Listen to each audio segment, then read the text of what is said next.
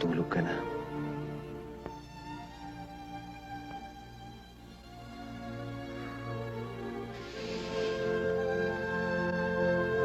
Helen, huwag mong umpisa. Hindi pa ako matutulog, hindi pa ako inaantok.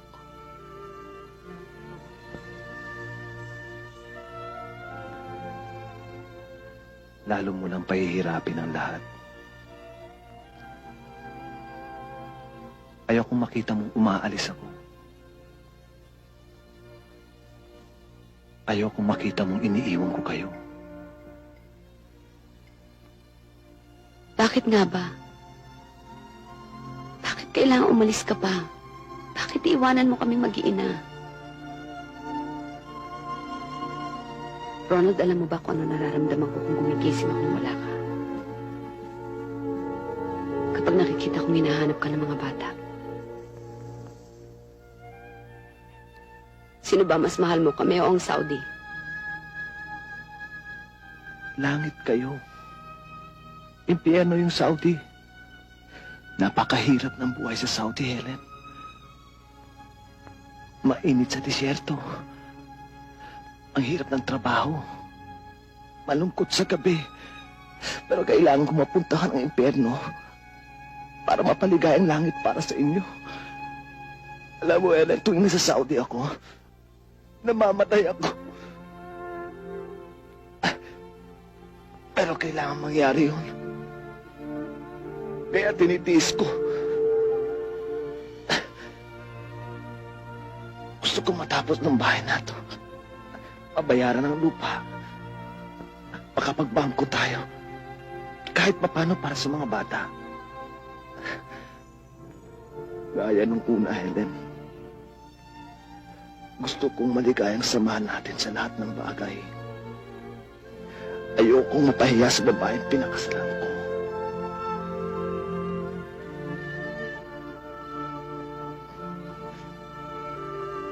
Mahal ko kayo, Helen.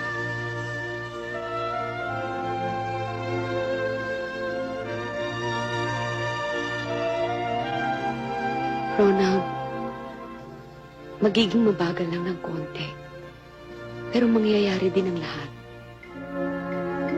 Magtutulungan tayo. Hindi mo na kailangan pumunta ng Saudi. Magtatrabaho tayo. Dito. Eh, paano ako magiging bida eh? Mapapagod ka. Ikaw ang reyna dito. Yung mga anak natin, ang prinsesa. Ako ang tagapagligtas. Ako ang tagapagsilbi. Dito lang kayo sa palasyo. Hindi na uso bida-bida, ha? Ito ang tandaan mo, ha?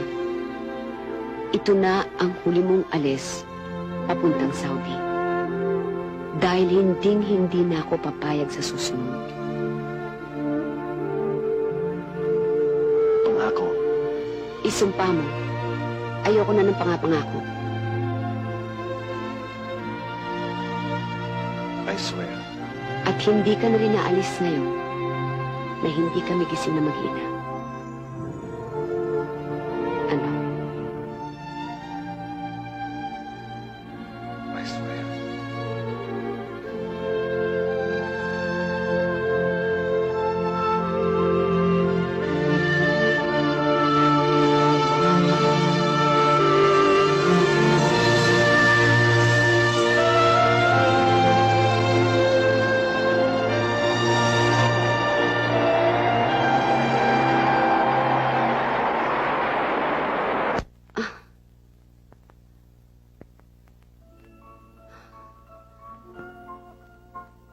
Wala na ang daddy.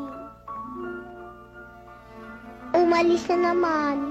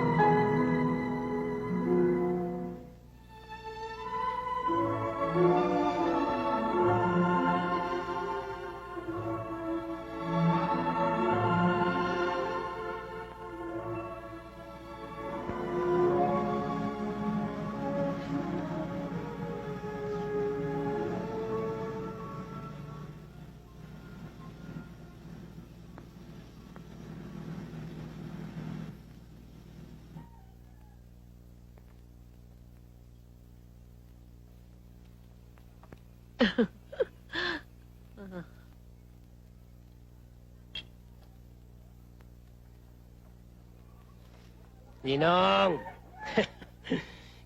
Tama ha? Si Helen.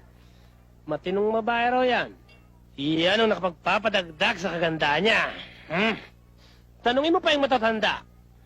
Abay, oo. Yang si Helen. Kung kapanahunan ko lang ngayon, yan ang napangasawa ko. Hindi. Hoy, ito naman. Si Lolo talaga. May tatagal ka pa ba? Akala mo kung magsalita ito, parang may bubuga pa siya. Mahilig pa rin.